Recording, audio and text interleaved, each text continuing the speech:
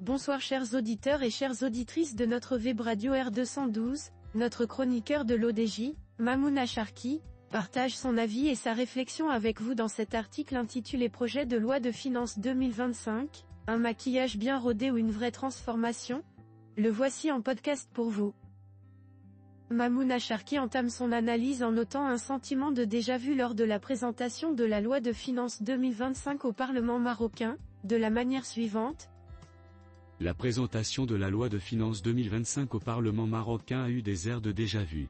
Malgré les chiffres enjolivés et les promesses en apparence solides, un parfum d'ironie flotte dans l'air. Entre les déclarations bien ficelées et les réalités du terrain, une question persiste: à qui profite vraiment cette chorégraphie économique? Il poursuit en évoquant l'instant où, une fois de plus, les projecteurs étaient braqués sur le Parlement pour cette présentation. Ainsi, encore une fois, les projecteurs étaient braqués sur le Parlement marocain pour la présentation de la loi de finances 2025. Et encore une fois, les citoyens, entre scepticisme et désillusion, observent à distance cette pièce de théâtre politique où chaque acteur semble jouer son rôle à la perfection. Notre journaliste souligne ensuite l'intervention de Nadia Feta, en disant: Nadia Feta, ministre de l'économie et des finances, a déroulé un discours lisse, prévisible, presque lyrique. Croissance projetée à 3,7%, maîtrise des déficits, investissement, autant de promesses que le peuple marocain a entendues 1000 fois, mais qu'il a rarement vu se concrétiser. Ironie du sort? Plutôt une routine bien rodée. La question reste: que cache cette belle vitrine d'équilibre budgétaire et de prévisions optimistes? Car derrière les belles paroles se profile une réalité que personne ne veut vraiment dévoiler, un fossé toujours plus large entre les promesses du gouvernement et la vie quotidienne des citoyens. Le chroniqueur de l'ODJ enrichit son discours en décrivant la présentation de la loi de finances ainsi. Une mise en scène économique bien orchestrée, soyons clairs, présenter une loi de finances, c'est un peu comme assister à une compétition de jonglerie. On s'extasie sur la technicité, mais personne ne se pose vraiment la question: où est la substance? Un déficit réduit, une inflation maîtrisée, une croissance encourageante.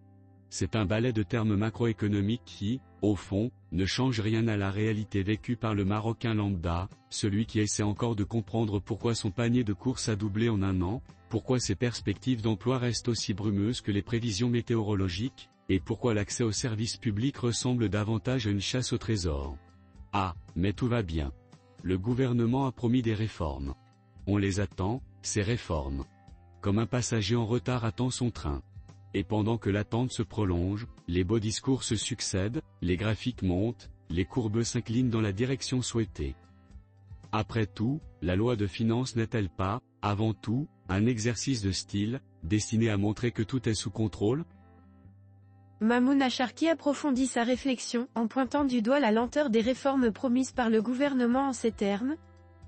Le bilan d'un mandat ou l'art de repousser les limites de la patience, alors, qu'a-t-il vraiment accompli ce gouvernement depuis qu'il est aux commandes? Une croissance projetée à 3,7% pour 2024, dites-vous? Eh bien, nous avons vu cette pièce avant. En 2020, la pandémie a été le bouc émissaire parfait pour tout justifier. Et depuis, c'est un peu comme si le pays était coincé dans un marécage d'annonces et de promesses toujours différées. Prenons par exemple la question de l'emploi des jeunes. Ce n'est pas un sujet brûlant, c'est un sujet en feu. Les chiffres officiels parlent de programmes ambitieux. Mais sur le terrain, les jeunes Marocains se battent encore avec des contrats précaires, et une insertion professionnelle qui semble aussi accessible que le sommet du Toubkal pour un randonneur sans équipement. Le chroniqueur aborde ensuite la réforme de l'éducation ainsi. L'éducation? Parlons-en. La réforme de l'éducation devait être un pilier du mandat. Résultat? Les infrastructures éducatives sont encore dignes du siècle passé. Et ne parlons même pas de la question de la formation des enseignants. Le bilan? Quelques coups de pinceau sur une vieille toile. Mamouna Charki enchaîne avec le secteur de la santé, de cette manière. Et la santé? Le gouvernement nous a promis monts et merveilles avec la généralisation de la couverture médicale. Mais, étrangement, il est toujours aussi compliqué d'obtenir un rendez-vous chez le spécialiste, et les hôpitaux continuent de ressembler à des scènes de films catastrophes. Ce gouvernement a fait de l'investissement son credo, mais pour qui investit-il réellement? Pour les entreprises déjà bien installées, ou pour ces milliers de petites entreprises qui luttent pour survivre chaque jour? Le patronat se frotte les mains tandis que les TPE-PME scrutent, désabusés, les promesses non tenues. Enfin, il conclut en posant une question cruciale en ces termes. En quête de réalité? Alors, quel sera le prochain acte de cette grande comédie politique?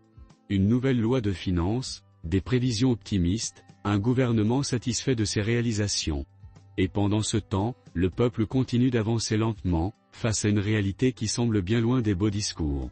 Oui, 2024 sera peut-être une année de croissance économique. Mais pour qui? Certainement pas pour ceux qui attendent encore que les promesses descendent de leur hauteur pour toucher terre. Chers auditeurs de la web radio R212, merci d'avoir été à l'écoute de ce podcast et de partager avec nous ce moment d'échange et de découverte. Votre présence et votre fidélité sont notre plus belle récompense. On se dit à très bientôt, si vous le voulez bien. Avec toute notre gratitude, l'équipe de R212